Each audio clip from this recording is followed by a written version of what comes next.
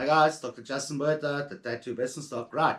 So the last session, this is I think episode 5 in terms of, or part 5 or 6 or 7, I'm not sure, but I'm sure the producers will number it for you.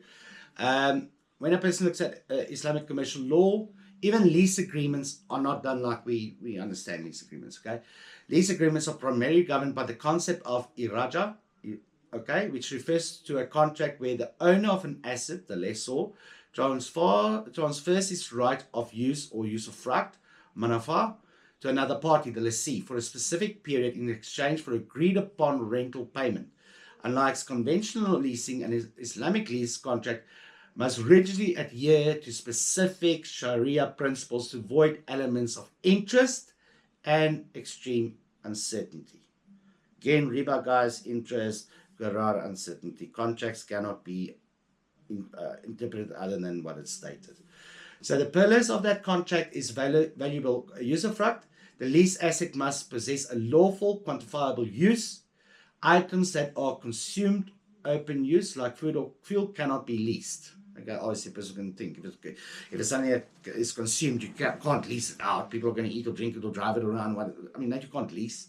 Retention of ownership. The lessor must retain ownership of the physical asset, meaning they assume the risk of ownership, including structural maintenance and total asset destruction. You'll have a lot of lease agreements that will tell you, listen, if you burn the place down, it's on your head. But in reality, it's actually on the lessor's head.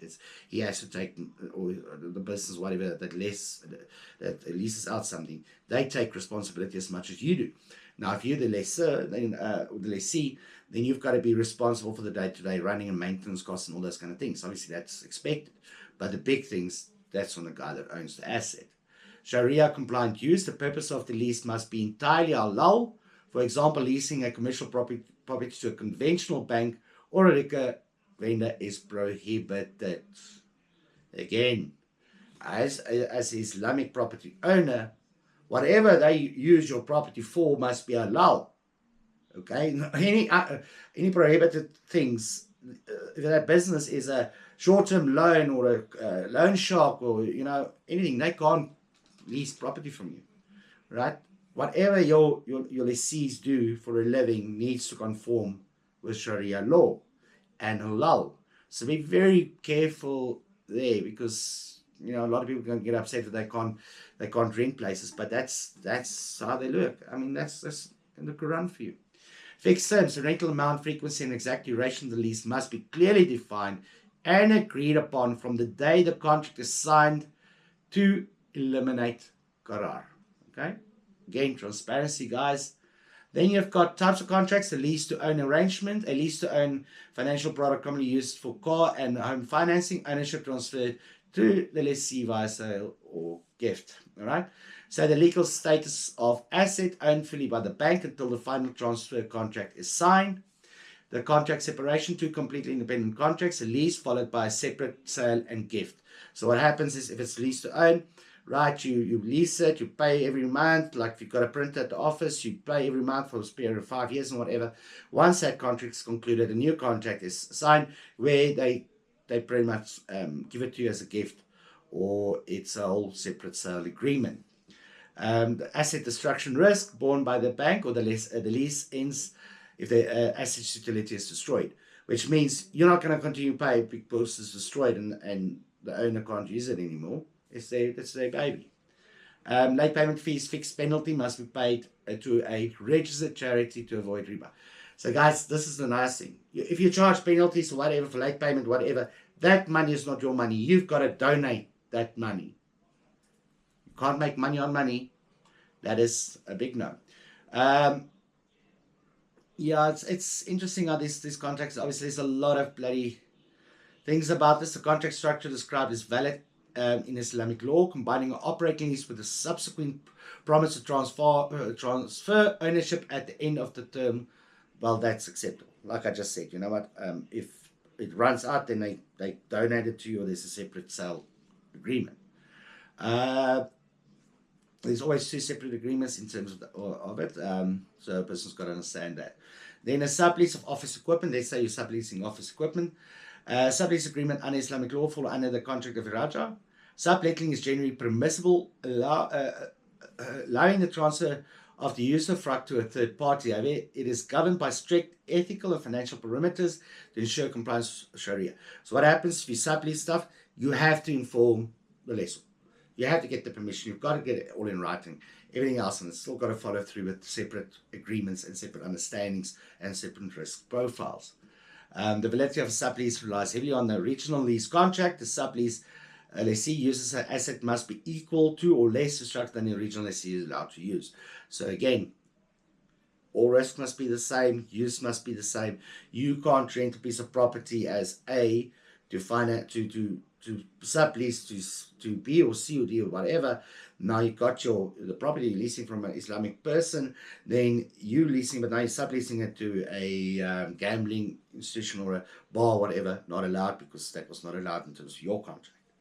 So conditions cannot be changed. Right, and you've got to get consent. Consent. The deferred delivery lease, where the deferred delivery lease is a binding agreement where a contract is concluded immediately, but the physical delivery of the asset is postponed until a later specific date. Because Sharia strictly forbids the sale or lease of an asset one does not physically or constructively own and control, is strictly, well, it's actually prohibited, but they do make allowance for strict guidelines to be applied. If the deferred delivery asset must be manufactured and a STINA's contract is used, and all principles and conditions of STINA must be adhered to, well, yeah, again, I think the big thing here is in terms of deferred delivery, is do you physically own the asset or not? The primary issue with transaction in Islamic law is that a standard ijara lease contract cannot be executed on a non-existent or unavailable asset. And this introduces qarar and violates Sharia ownership rules. So a person's got to be very mindful. Most of those contracts end up being void. Maintenance responsibilities, major maintenance responsibilities is for the lessor, and then the daily maintenance and stuff is for the lessee. Doesn't matter what the asset at the end of the day is. That is how it works. So you guys, you can literally see from beginning to end, it's all about what is morally correct between parties and mutual agreement. Does it comply with the Sharia law? And as again, it's utopian because it's very nice, because a lot of landlords leave everything for you. If the geezer goes, it's your problem. If you build onto your business premises, or let's say you build an additional garage, whatever the case might be, you don't own the property, so you're going to lose that. And where in Islam, the lessor will have to reward you for the fact that you've built and you've added to his asset, which is correct. Plus, there's got to be transparency. And it's nice where in Islam you don't get penalized. They don't believe in penalizing you. If they gain out of penalizing you, that must be given away as a charitable gift to a charity or to people in need, which is brilliant, because you're not making money on money. In terms of this, your lease for a product that exists, for something that exists. Okay, you don't necessarily have ownership to it, but it depends how the lease is structured and how does it comply. But this is just shared risk, shared reward, and it's for the betterment of business and everything else. So everybody carries their responsibility. So it's not a one-sided thing, and that's the big thing with the lease agreements in terms of Islamic banking, commercial law, and all those kind of things. It's shared risk. Everybody carries the risk, and it's a fair, transparent manner of doing leases. It's interesting. Again, it's if you look at international financial reporting standards, it's obviously we've got to compare the two. It's gonna how do you quantify your risks and all those kind of things. So it's very interesting, and I think at a later stage, when I'm through with all the studies, then I look at how to make Islamic banking and finance and commercial law, how that impacts with how we do financial reporting in the global context. Because obviously we mostly use US GAAP or UK GAAP, South African GAAP, which is generally accepted accounting practice. But IFRS is the main one being punted by absolutely every country, more or less. No, not every country, but it's the main reporting standards that's being used.